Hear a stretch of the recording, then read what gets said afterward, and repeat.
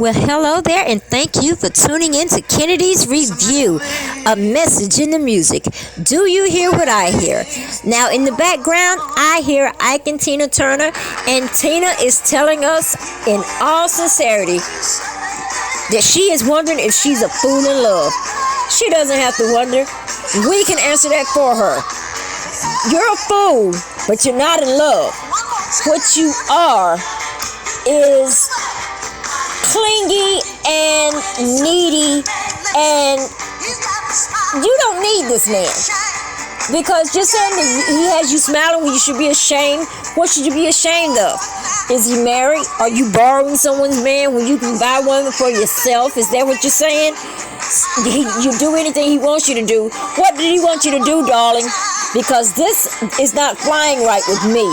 What it is, you just don't want to be alone. So you're going to stay there and crawl up under that man just to say you have a man, because you are tired of being the only one of your friends when you hit the club, that you're the only one who can twerk to all the single ladies. So you decided, I don't care. You know, he might treat me like Alabama trash, but, you know, at least it's trash. You know, it could be vapor. I could be invisible to him. So at least you paying some attention to me. So you're going to curl up under that. But you know this is not right. You know it's not right. And you can bet you as much as you know it's not right, he knows it's not right. But you know what? He lost all respect for you when you decided that you were a fool in love. Because once he saw that weakness, that no backbone, he came right up in there. And you told everybody what a good man he is and everything. But your friends never see it as good man. He's probably only good to you behind closed doors. You see what I'm saying? And that right there makes you a fool. But once again, you're still not in love. You just don't want to be lonely. I don't give a damn. I don't give a damn. I don't give a damn. It's one thing to be a fool, and it's another thing to be in love. But out of this whole song, you've been nothing but a fool. You shouldn't even have to ask us, because before this song is over, we would have hit the golden buzzer and let you know, yes, sis, you are not only a fool, you're a damn fool. This has been Kennedy Brown. Love ya. Mwah.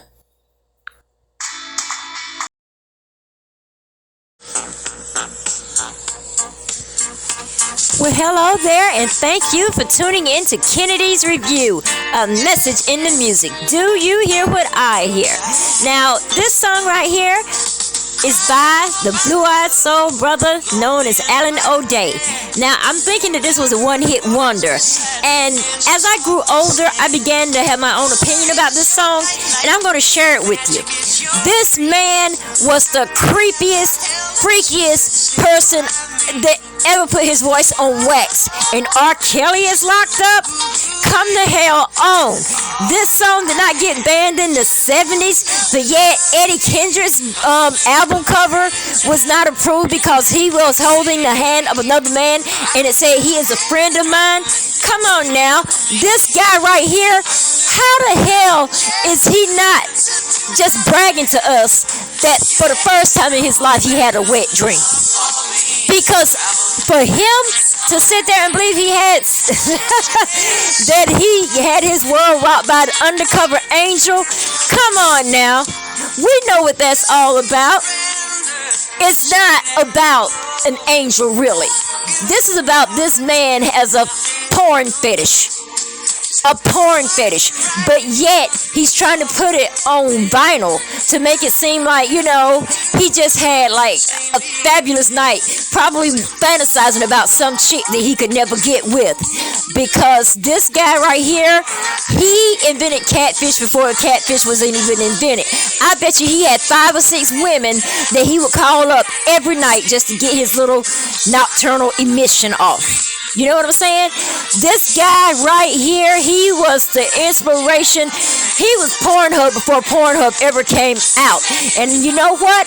I'm kind of glad right now that it didn't get flagged, because it did more harm than good if it got flagged.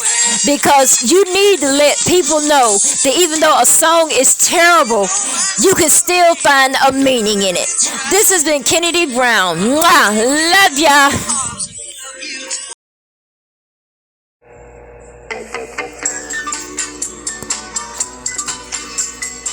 Well, hello there, and thank you for tuning in to Kennedy's Review, a message in the music. Do you hear what I hear?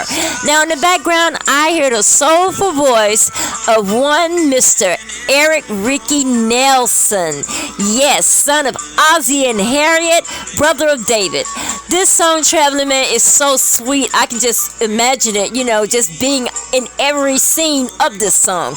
But, originally it was written for Sam Cooke. But at that time, Sam was already married and, he felt it didn't fit his image. So it was passed on to Ricky. And now I can't imagine anyone but Ricky Nelson singing this song. But much like Sam Cooke's Frankie and Johnny, I feel as if, Ricky kind of predicted his own death. Traveling Man. And how did he die? While he was traveling on an airplane. December 31st, 1985. I remember it just as clear as day when that happened. And to me, that symbolized, he'd been everywhere. But through the song, it's like he's been from this place to that place, and he's fallen in love with so many different women, so he's experienced a lot of life, because it's like he had a premonition that his life would end at a young age, and it did.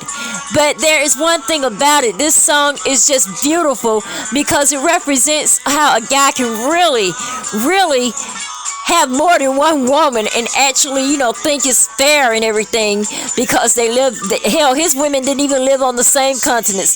So you gotta you gotta give Ricky his props, because he was pretty smart and everything. But as I said, it's just sad when you think about this song. Traveling Man is pretty much the one that put him on the map, and he was traveling as his plane went down. This has been Kennedy Brown. Love ya. Mwah.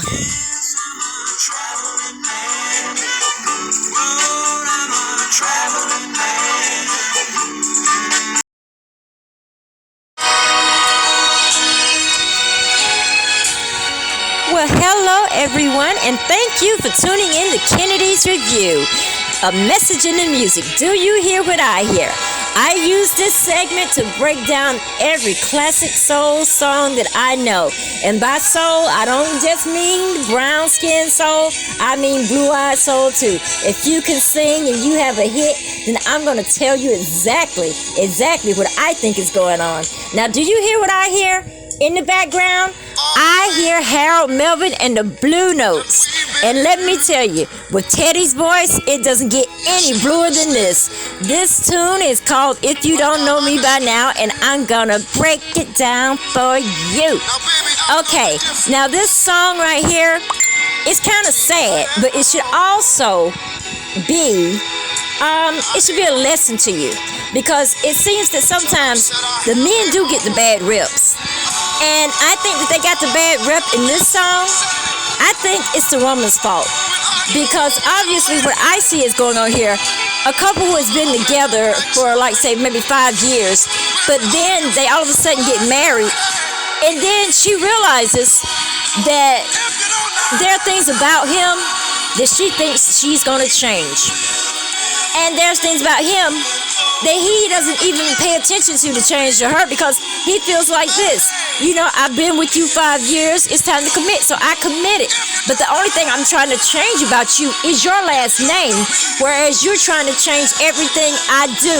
Now, when we were just messing around and going together, you didn't have a problem with me going to the strip club with Peanut and them. No, you said go ahead, because I'm going out too. And then you know what you did by saying that, right? You let me know that, hey, this is a solid woman. So, you let me go out with Peanut and them. Then sometimes on Sunday mornings when I didn't feel like getting up and going to church, you're like, okay, I know you work hard all week, so just sleep in, I got you covered in my prayers, baby. Okay, so you won my heart with this woman, but then when we said I do, oh, you changed everything. Not only could I not go to the strip club with Peanut and them, you used reverse psychology on me.